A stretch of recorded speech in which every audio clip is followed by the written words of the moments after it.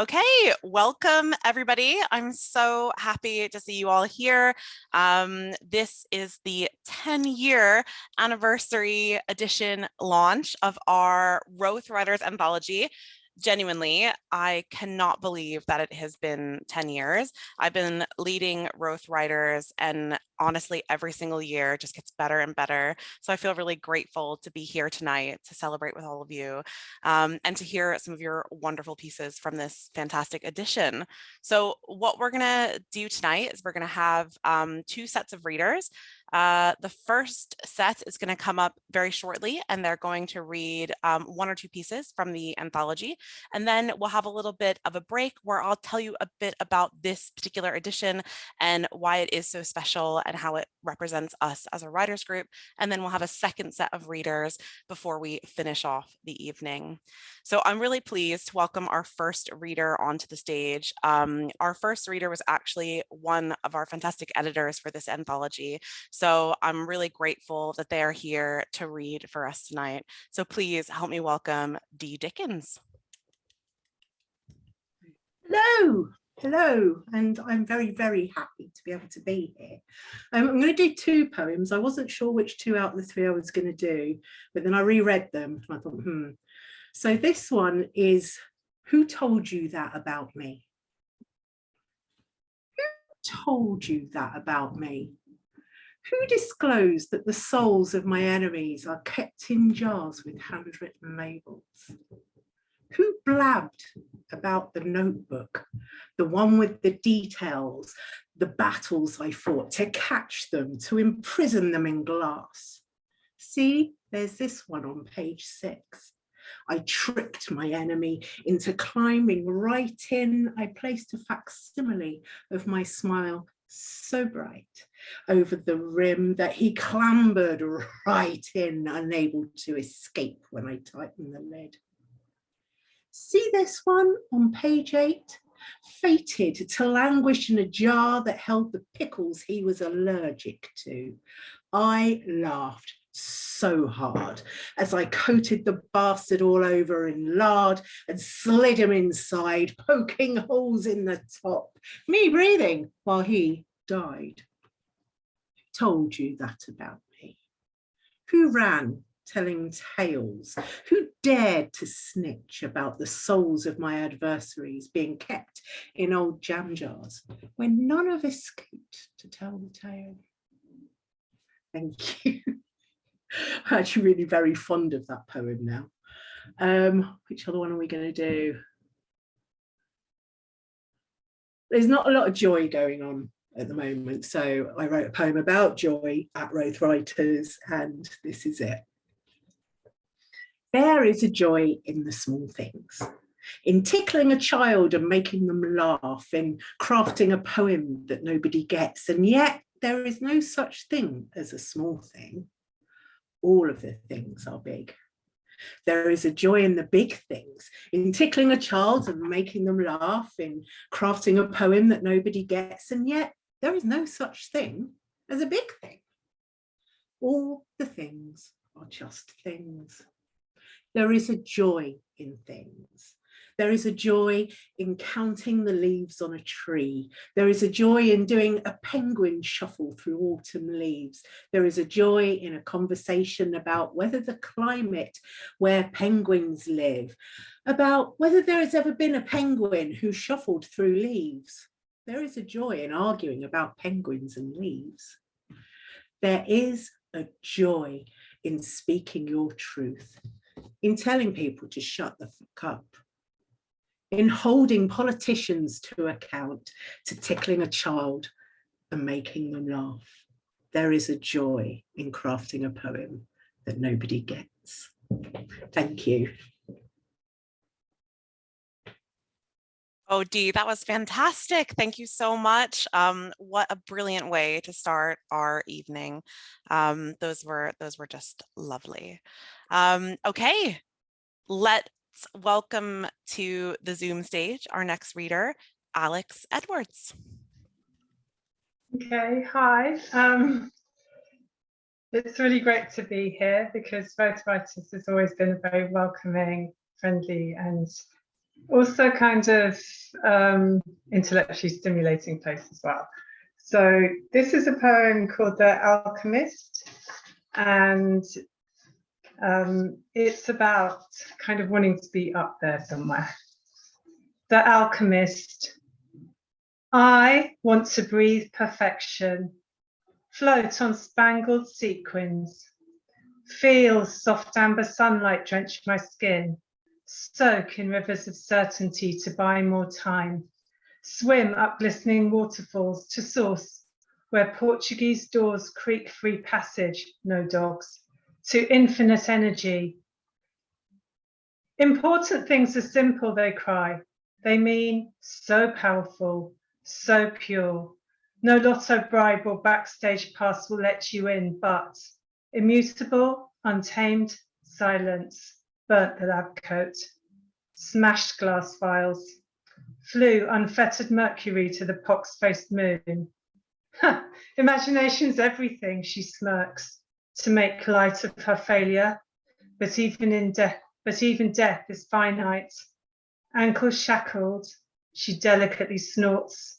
We are infinite beings, dazzled by the dance of the sun.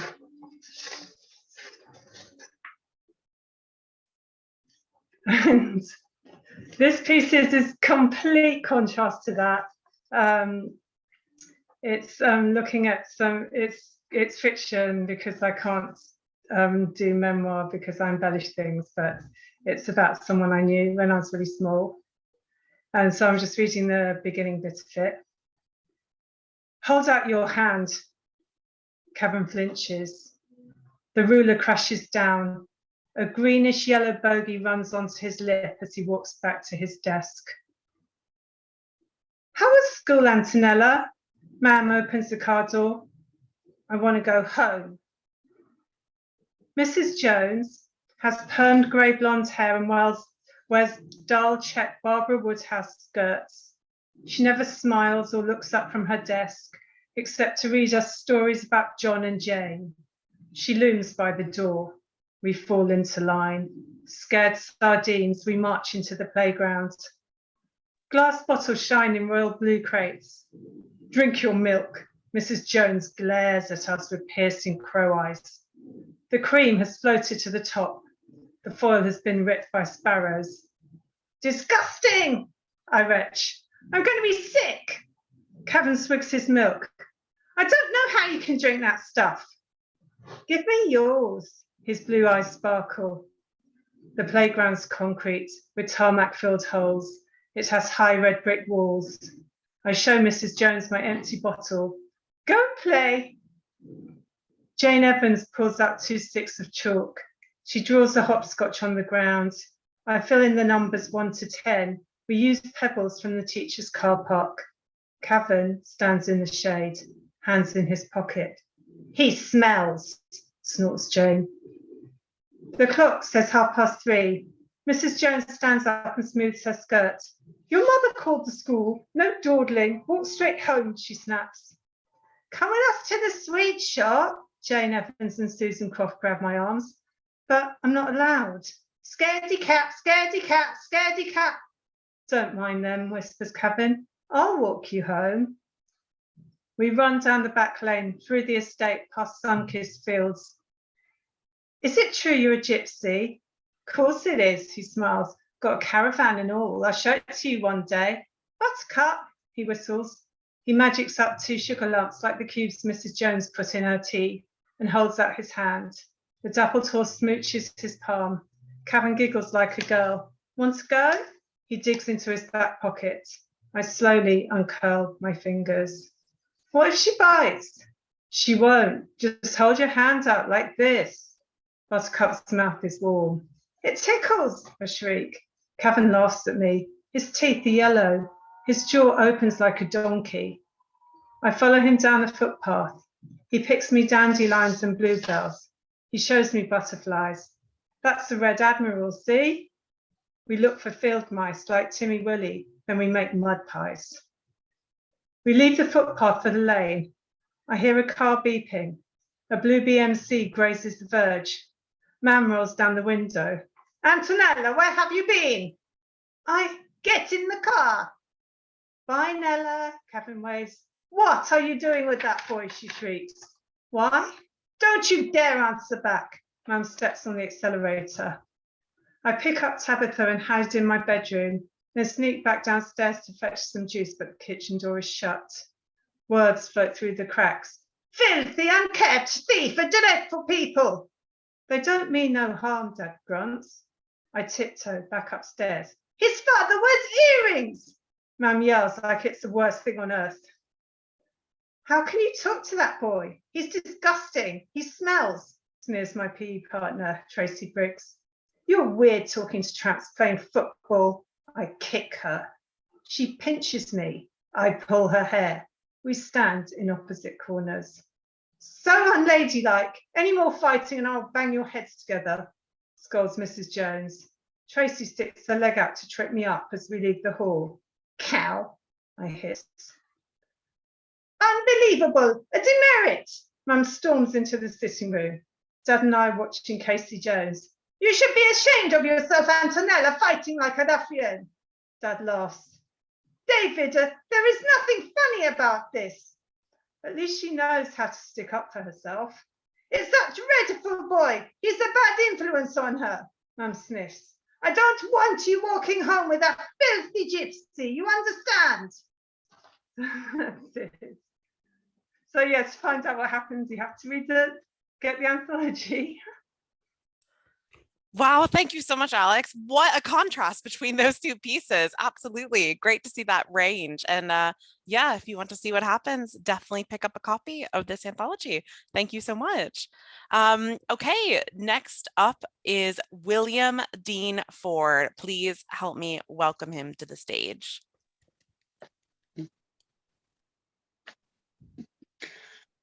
I'm just checking I got the microphone on. That's always a good start, isn't it? It is. Okay, well, first of all, I say thank you, Christina, for running this group for 10 years. So I've been coming for 8 of them. And I'll always end up writing something that would never occur to me.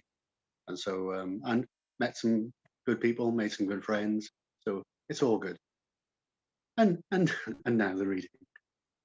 I'm going to do 2 quite contrasting pieces. I don't often write true personal stuff, but the first one is based on true personal stuff. The other one is a bit lighter, but this one's quite heavy. And it's called And Then a Silent Walk Home. Moonlight silver on black pond water. Stones in the holdall. In goes the little dog. Head pops between the zip. Forced in, zipper fully closed. He lifted the bag, swung it back and forth. Launched on the 3rd swing. Flies a long way. Slaps the water. Floats a while. Starts to sink. Whining starts. Whining intensifies. Whining stops. The bag disappears like innocence. Something like drowning when the unbelievable becomes the undeniable. He did mean it. He did the dog in. He didn't think twice when a child who could not believe he would really do it asked to go along. He said, yes, come along. 4 in the morning, deep, dark, dead of night. Put him on his lead, take him for his last walk. Said with a smile, smiling in return. He couldn't mean it. Nothing dies like innocence. But that was And Then a Silent Walk Home.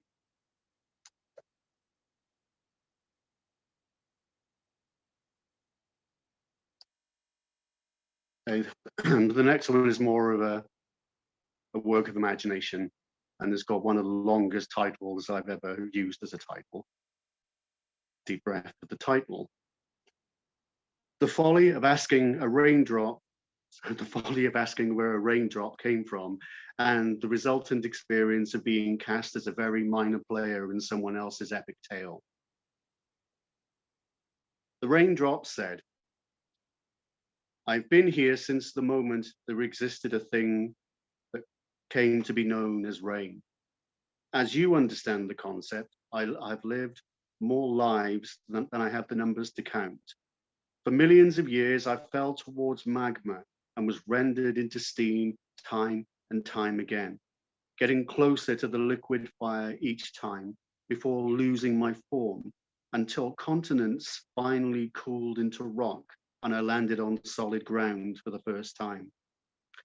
I have watered the earth after passing through dinosaurs, splattered cliff faces courtesy of seagull carelessness, dripped from the blades of katana mingled with fallen enemies' blood, helped carry the Mayflower to its destination, moistened the defiant throats of the enslaved, sprayed from the yells of rebels, wept from the sky over Hiroshima, drowned myself in the lungs of floating refugees, swapped places with my brethren in kisses, catalyzed the start and end of life itself, came from everything and everywhere, originating from and ever returning to the blue above and below.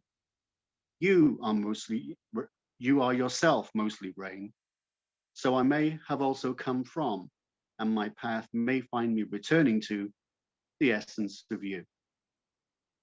That was The Folly of Asking a Raindrop where he came from and the resultant experience of being cast as a very minor player in someone else's epic tale.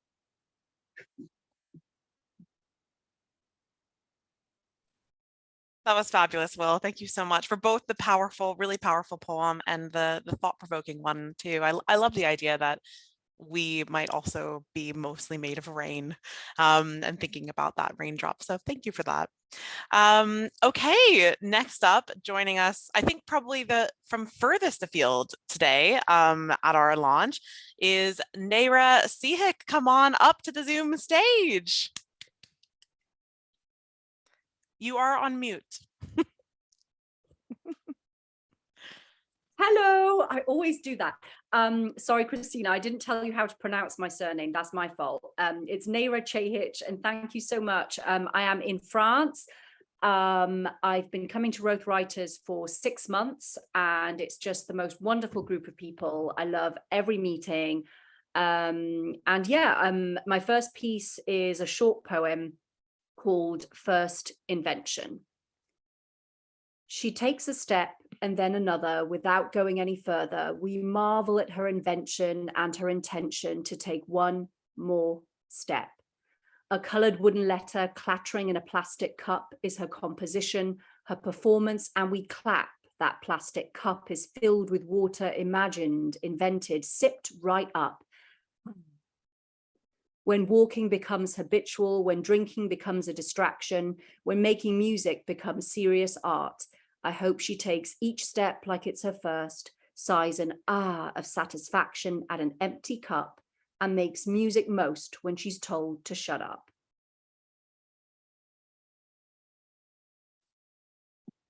Inspired by my baby girl. And then the next one, I'm just going to read part of a short piece of fiction, was the first thing I ever wrote at Roath Writers. And yeah, and both my titles are actually pretty much the prompt we were given. This one is called Windows.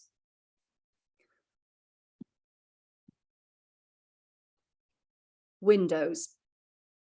Mum didn't open the windows much when we were growing up. She said the air was dirty and we breathed enough of it playing outside all day. Our lungs must be as black as the exhaust fumes them rich buggers farted out of their posh cars, she said. There wasn't much to see out of the windows anyway. The cement walls of other high-rise blocks, all of them with their windows closed, hiding nothing of the lives inside. I wondered if what Mum was really worried about was that one of us would hang out the window for a dare and then fall to our death. I'd never really cared about windows, open or closed, until Mum went on about them so much that I started wanting to open windows everywhere I went. From time to time, when playing outside, I'd look up and see one of our windows open, and I wondered why Mum would want to breathe that filthy air. She didn't get out much, only to go shopping for food, so maybe she liked the air even if it wasn't clean. She liked other things that weren't clean, like Gary the mechanic with his black fingernails. There was one window in our flat that was always open. It was the indoor window from the kitchen into the living room. I'd sit on the sofa, and through that window, I would watch Mum getting dinner ready. Sometimes she hummed to herself, stopping to take a drag on the fag pinched in the corner of her mouth. Sometimes I saw her drink a small amount of water really quickly out of a glass, throwing her head back and screwing up her face. I thought she must be really thirsty because she always told us not to gulp our drinks. Sip it, she would say, and if we were making a racket at the same time, we'd quieten down, thinking she'd said zip it. Through that window inside our flat, Mum would pass us our dinner and we'd sit and eat it in front of the telly. It wasn't until I was older that I realised veg didn't need to be cooked until it was mushy. Through that window, Mum could keep an eye on us in the living room. She was in the kitchen a lot, but thanks to that window, it felt like she was spending time with us, even if it was only to shout at us to stop messing around. One day, a lady came round to see Mum. She was older than Mum, with a longer skirt and hair pinned back neatly, while Mum wore hers a little wild. She was holding a handbag in one arm and a clipboard in the other. I didn't like the way she looked at Mum, or us, or the flat. She looked like people who come into a shop looking for something and then don't find it. I always find sweets that are worth nicking, so I don't know what these people could be looking for that leaves them so disappointed. And I didn't know what this woman could be looking for either, especially during the summer holidays. Mum was talking to her in her outside voice. As kids, we were told that your inside voice is quiet and your outside voice is loud. But Mum's inside voice was loud and shrill, and her outside voice low and a little gravelly. She took the lady into the living room and closed the door. I went straight into the kitchen to listen to the conversation through the indoor window, but Mum closed it. It was the first time I'd seen her do that. With the indoor window closed and her speaking in her low and gravelly outside voice, I had no hope of hearing anything. The lady stayed a long time. When she left, Mum went straight to the kitchen and gulped back 2 very small glasses of water. Her eyes were red and her face looked shiny. "That bitch don't think I can look after my own children," she said to the kitchen clock. I knew she wasn't talking to me because she never swore directly at us, only at things around us. Then she turned to me. "Do you want to live in another house, Suze, with another family?" The question confused me for 2 reasons. Mum was speaking in her outside voice, but we were inside and it was just us.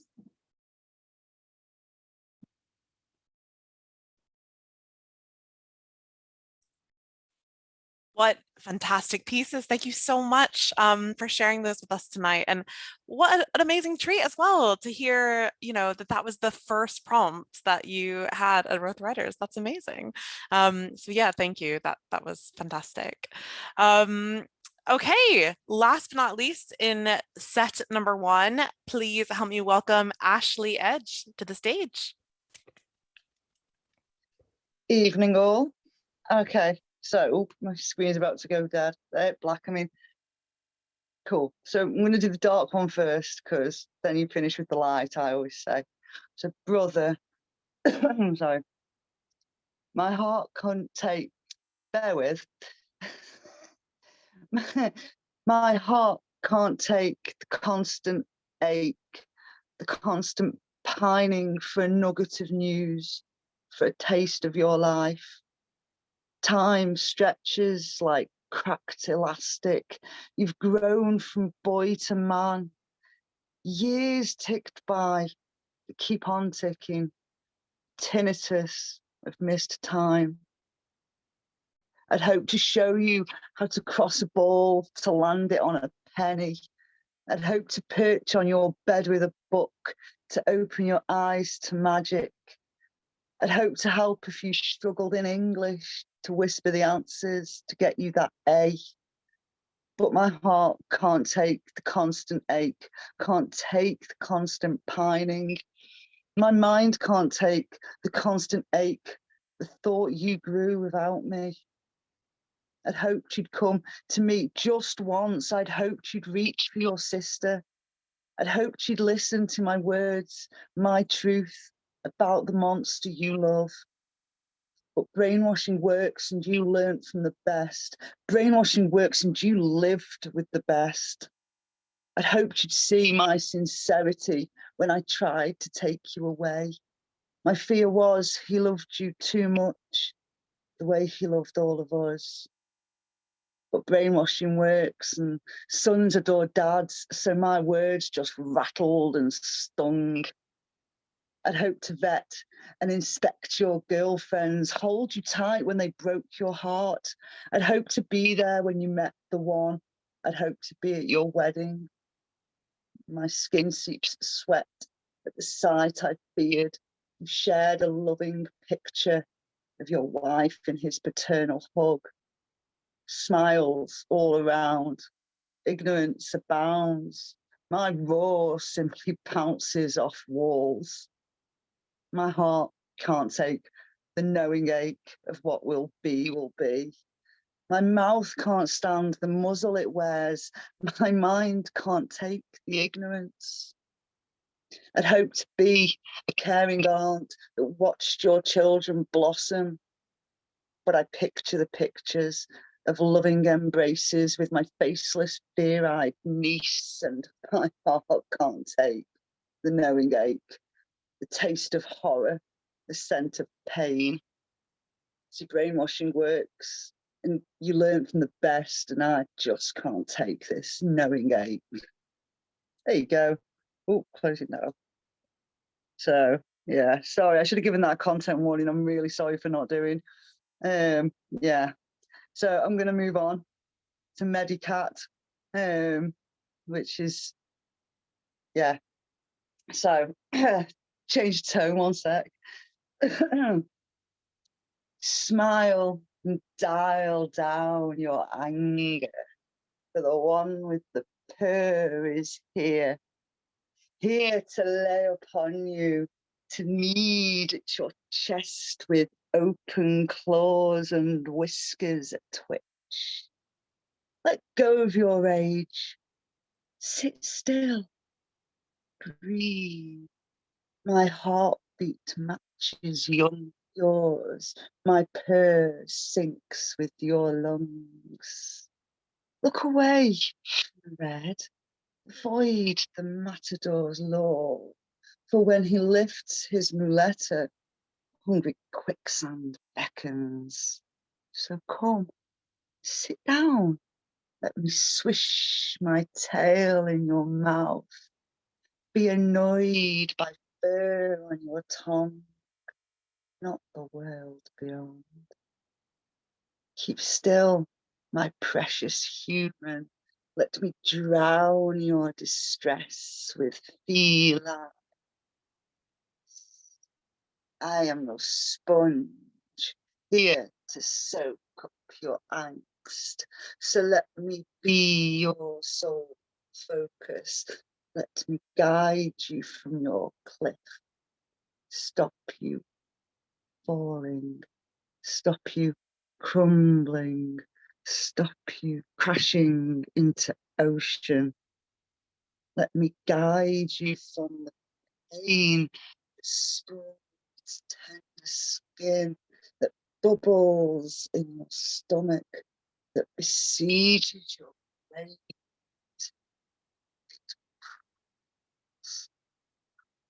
Sit down. Let me purr upon your chest. Come, sit down. Let me brew those shapes away with sandpaper licks. Come, sit down. Let me purr upon your chest. There you go. I've been wanting to read that for months, I have to say. And it was extremely well read. Thank you so much, Ashley. I loved the repetition of "let me" and the sort of slow, treacly like feeling of that reading. That was wonderful. Thank That was you. Leonard reading it, not me. Yeah, thank you for that. That was brilliant. So thank you everybody who read in our first set. I just want to take a little bit of time now to talk a bit more about Roath Writers and a bit about this anthology. I think, as you can see, we are such a varied and dynamic group of people. We're all coming together because of our love of writing. And at Roath Writers, we meet twice a month, once in person and once online. And in those sessions, as I've been doing for the last 10 years, I usually bring a poem or a short piece of prose for us to read and talk about together. And then I set a prompt and we write for 20 minutes together.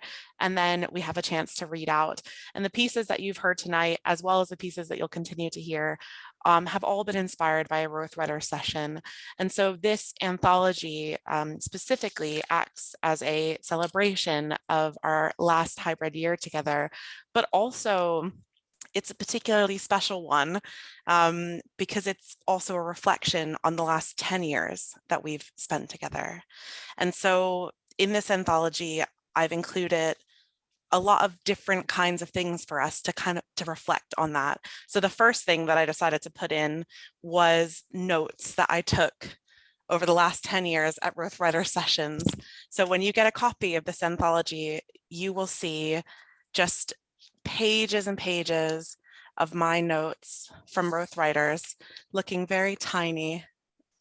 You might spot your name, you might spot the prompt that we've done or the poem that we've looked at, but all of our Roath Writer sessions are in these books, and I've put clips of different sessions throughout.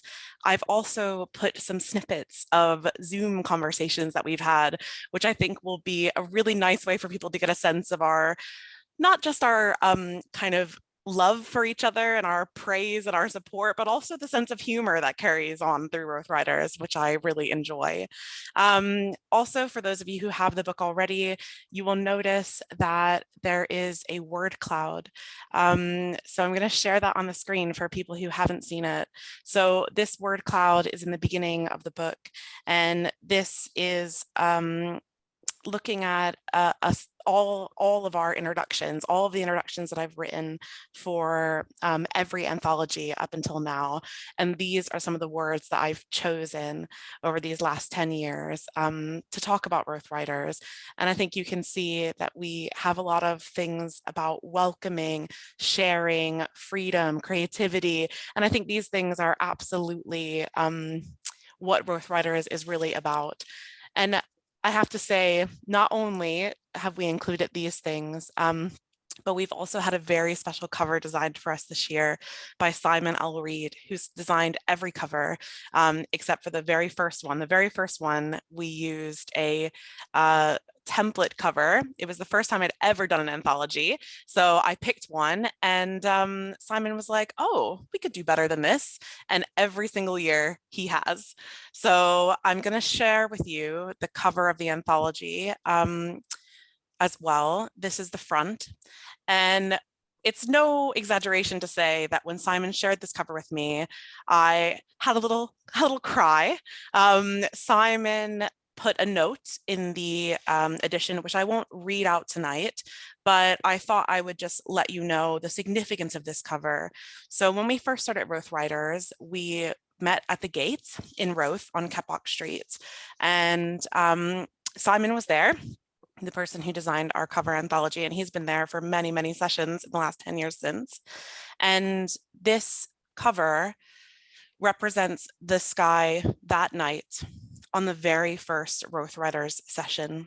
So if we had walked out of the gate all together and looked up, this is what it would have looked like on that first night. And oh my gosh, I know I could see some people responding to that here, but I think about that night all the time, and I feel very grateful that when I was shaking with my little patch of poems, didn't know what Roath Writers would turn out to be or who I would meet. I had no idea how transformative this group would be to my life and to the lives of other people. And it feels so exciting to see this constellation of stars on our 10th anniversary book, representing that very first night that we came together. And I think even if the people in the room or watching this weren't there on that first night, the spirit of that night has carried on this entire 10 years. And so I feel really, really lucky to have, been a facilitator and a leader, but also a friend, and just a part of the people's lives who have come even to just one session of Roath Writers, and those who've also come the whole 10 years. So I thought I would just I would just share with you, and I'm already getting choked up like a sentimental mess. But yes, I thought that that was the perfect cover, the absolute perfect cover that we could have this year. So before we go on to share our second set, I also want to say a massive thank you to two people in particular in this room. Every year, the anthology is made possible because of the volunteers who help put it together. Sometimes we have a lot of volunteers, and so the load is a little lighter, and sometimes we don't have so many. And this year, I owe a great deal of gratitude to both Dee Dickens and Helen McSherry, who edited this anthology and helped pull this very special edition together. So please, just everyone in the room, let's just give them a massive round of applause. I'm so, so grateful to them both for helping us to make this anthology what it is, which is a testament to the group and a sort of celebration of our year and a reflection of this last decade that we've been together. So thank you both, Dee and Helen, so much, and to Simon, who isn't here, for his incredible cover. So I think we're going to go on now before we get all teary-eyed and listen to the next set of writers. And as promised, this set is going to be opened by our other editor, Helen McSherry. So Helen, please welcome to the stage. Hi, thanks so much, Christina. And you know, it was such an honor to edit and to get everybody's pieces and sit in my kitchen with them. I felt really kind of, wow, every single piece was so precious, and I loved it. Absolutely loved getting the chance to really immerse myself. And yeah, and I can read it in the book. Just to say also, thanks so much for you know, I've been in Roath Writers 5 years, and tonight, to celebrate the 10th anniversary, I washed my hair, I put on some makeup. I actually do have a nice top on and a nice kind of shawl, and that's in honor of this 10th anniversary and in honor of Roath Writers and you, Christina, getting us through the pandemic. I am wearing my pajama trousers. So I'll start with I'm going to read one poem and then read my testimonial that I wrote as well. So I'll read this poem. It's called Traveling with My Cello. I miss the airports, traveling with this great white ghost on my shoulder, strap cutting through cloth to skin, 3 centuries of sound quieted within.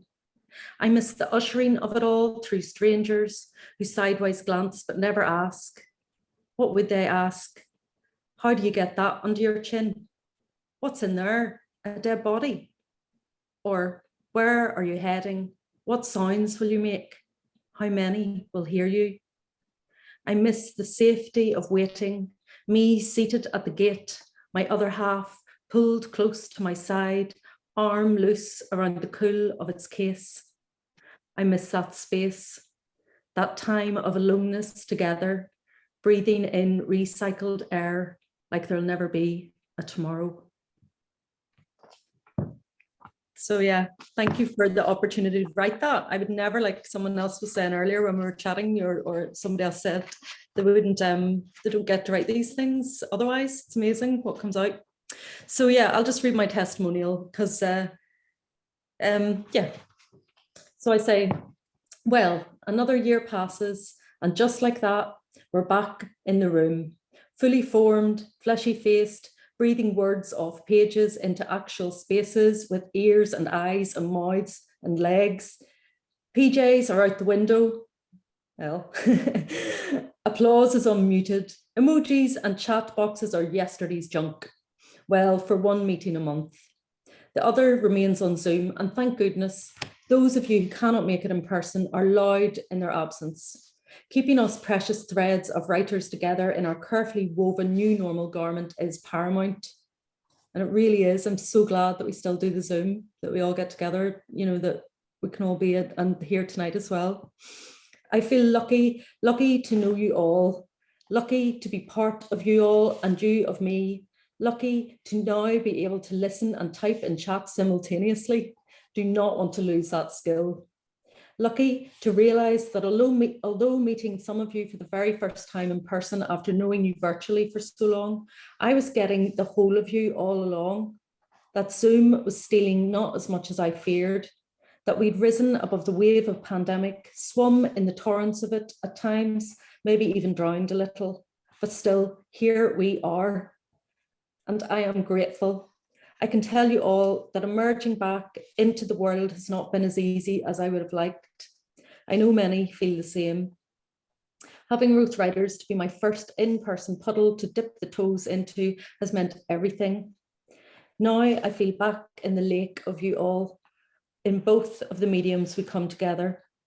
Thank you, as always, dear Roath Writers, dear Christina, for keeping the water brimming in my writing life and more.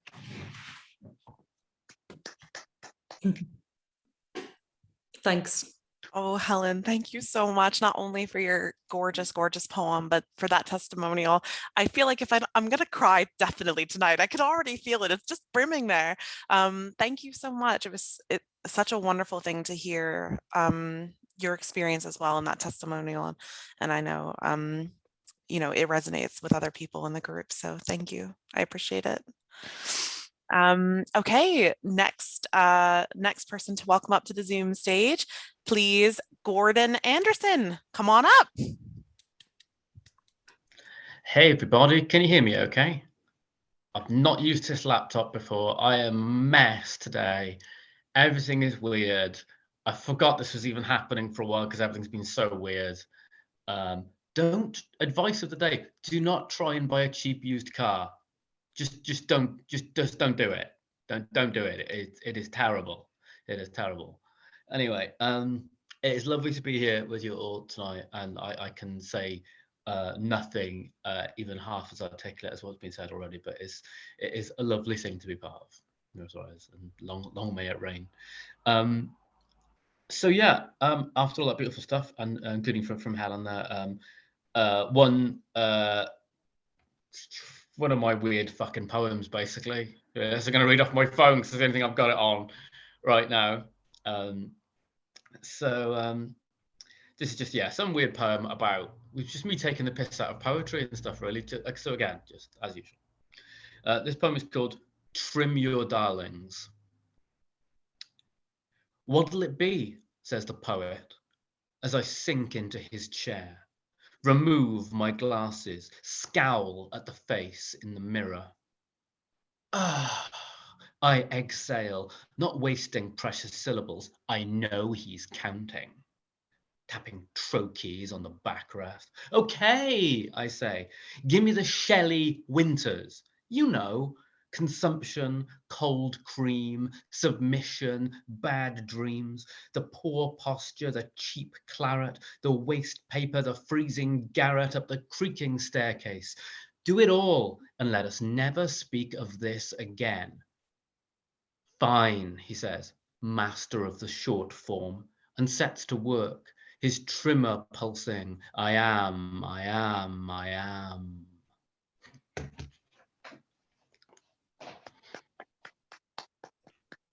I just love this piece so much, Gordon. That was brilliant and wonderfully read as well. Thank you so much. And yeah, keep up these weird, dry, funny, interesting poems. They're great. I love it. Oh, thanks, Christina. And I also, this week, coincidentally, I found out where I stole that. I stole the last few words from somewhere, and I knew I'd nicked it, and I was just winking at it. And it turns out it was Sylvia Plath, obviously, all along. So yeah, sometimes you have to be reminded of where you steal from. Absolutely, and I think it works well in the poem, though. That it's a good end for sure. And calling back to Sylvia. So thank you for that, Gordon. Loved it. All right, we're gonna welcome our penultimate reader now up to the stage. So please join us, if you will, Pete Gaskell. Welcome, Pete.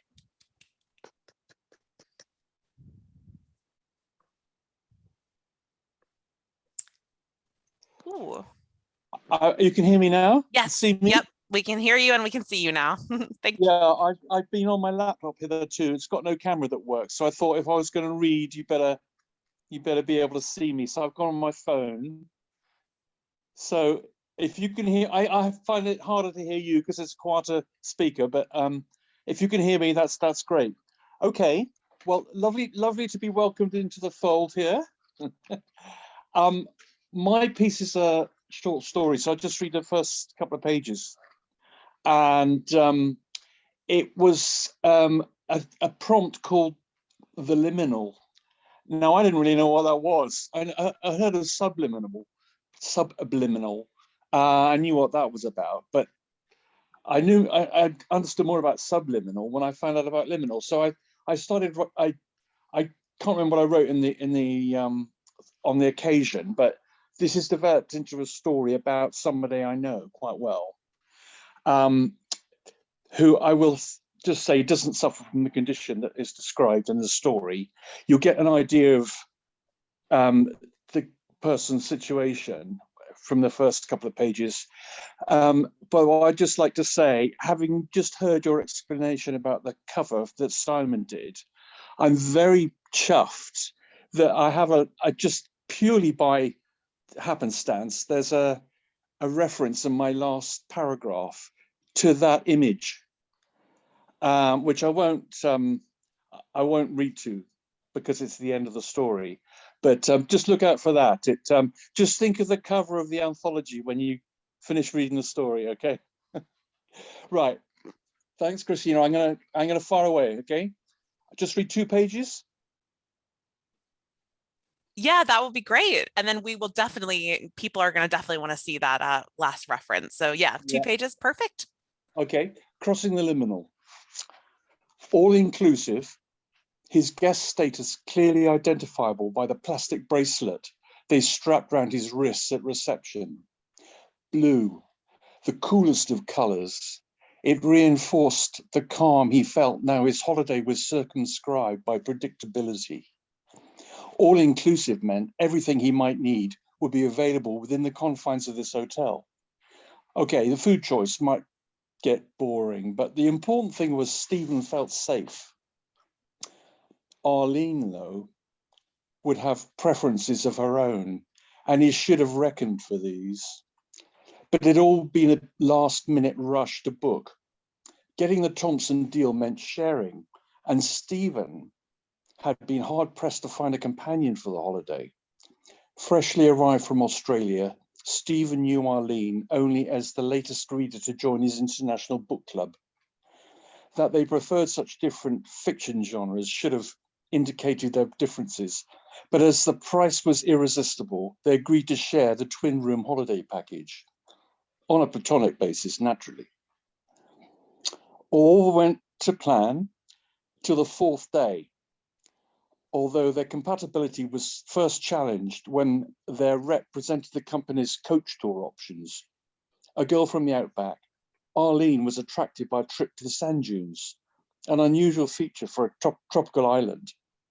She'd paid for the excursion before Stephen had digested its unsettling implications for their all-inclusive deal.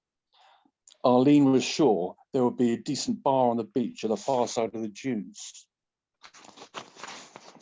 After a 3-hour drive, they were dropped in a village square across the island where the coach would collect them at 7 p.m, just after sunset, which they could watch over the sea from a high point in the dunes.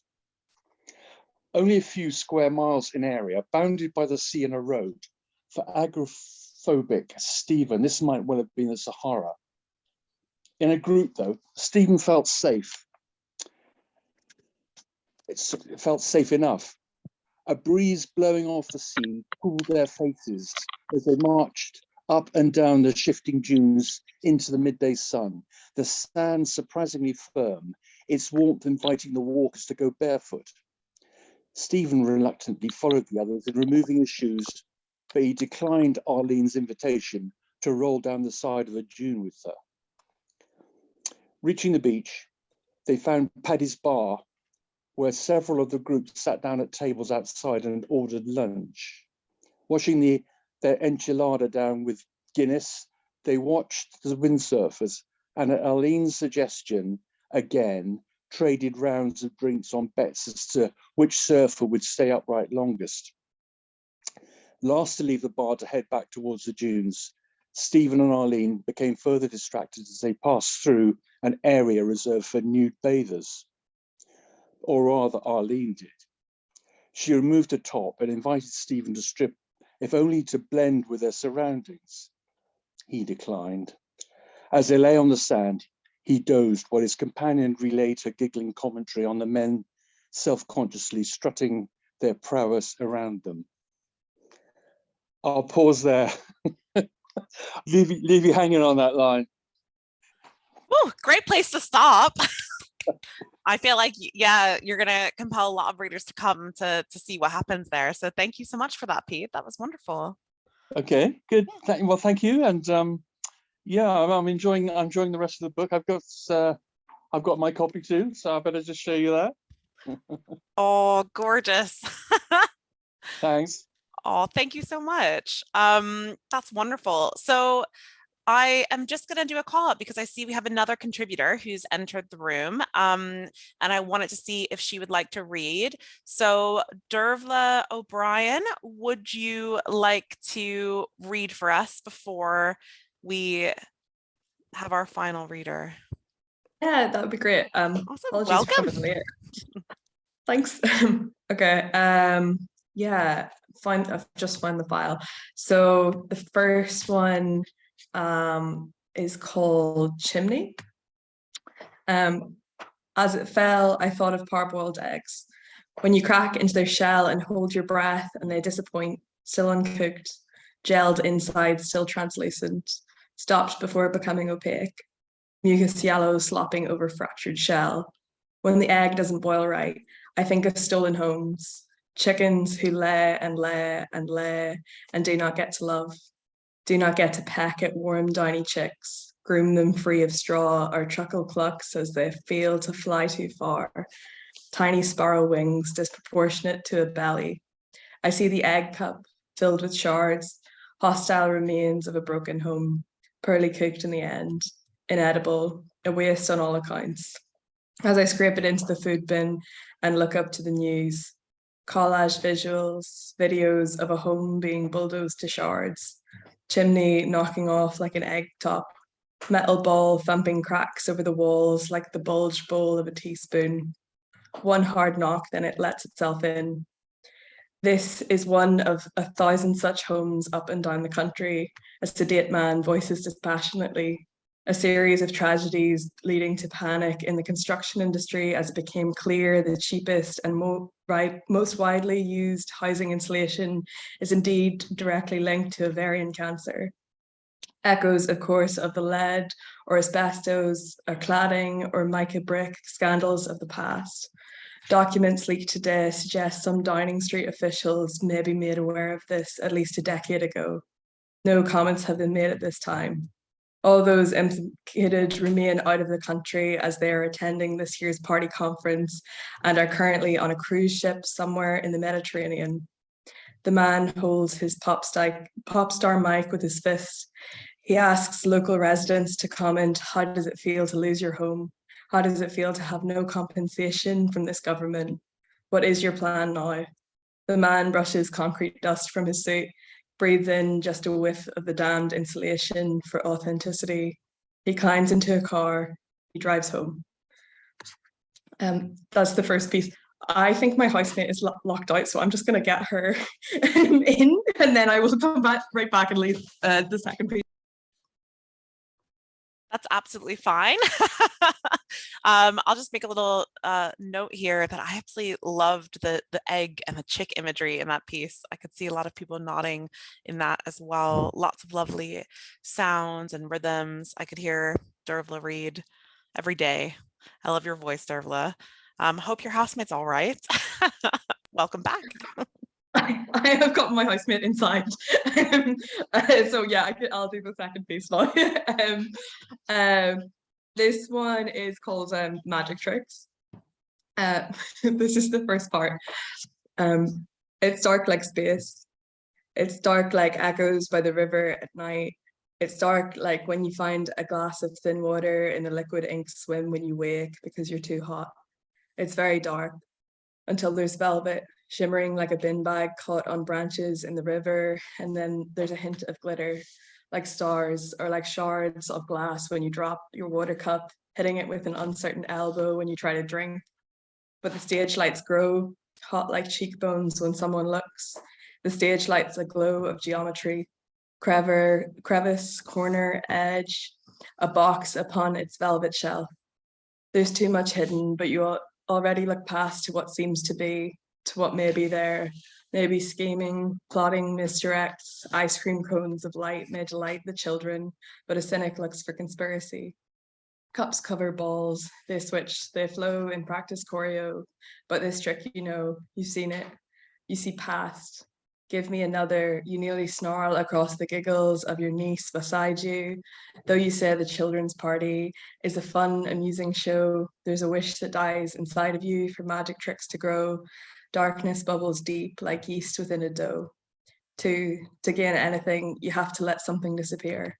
To give to anyone is to also give away. Do you think magicians never grow up? All the watches and handkerchiefs they refuse to lose, all the secret numbers they can't help but memorize. It was never my card, Mr. Magician, it was yours.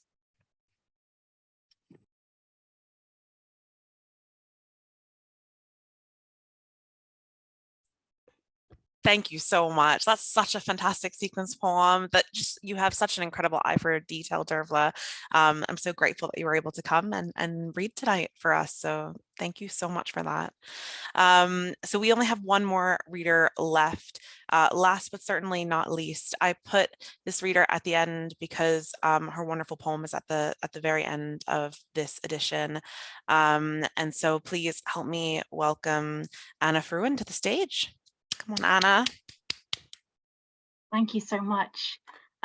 It's wonderful to see you all, and it's wonderful to be a part of this group. I've been part of Roath Writers for a few years now, and a very minor part of the Cardiff poetry scene for some time. So having just moved away, it's a huge wrench, and I echo what Helen said about it's wonderful that I can still be here with you and attend the virtual groups. So I've got two poems. They're very short because, you know me, I'll only fill a page if my life absolutely depends on it.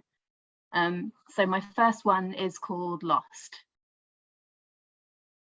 If a thing is lost only when you stop looking for it, my faith is merely misplaced.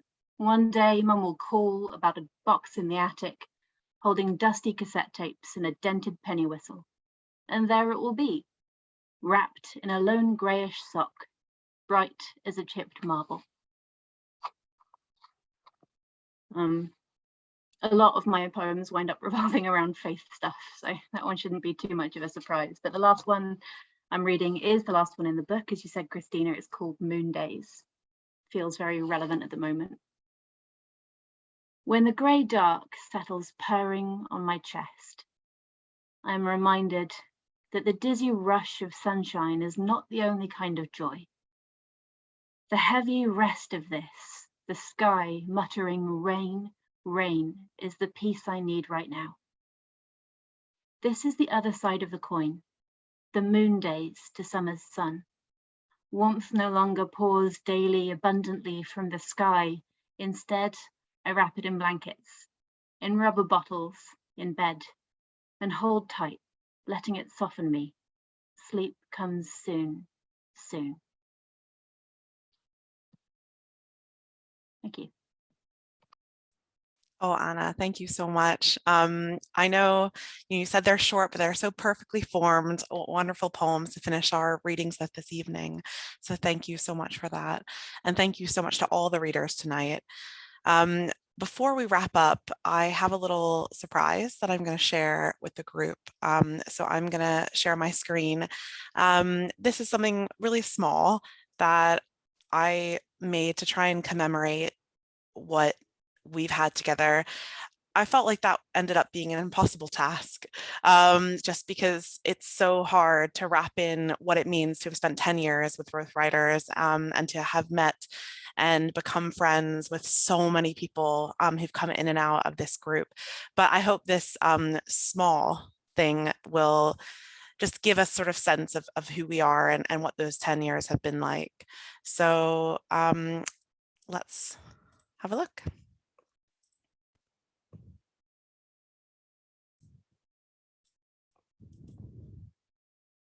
Can everybody see that? I'm not sure. Yes, we could. Oh, you could, because Yeah. it was not showing me. So I'm going to make sure that it is actually shared. I'm a little bit worried about sharing the sound and everything. So let me just try again, make sure that we definitely can hear. Here we go. Give me 1 second. It definitely wouldn't be a online session if we weren't unsure about what's being shared. All right, let's go.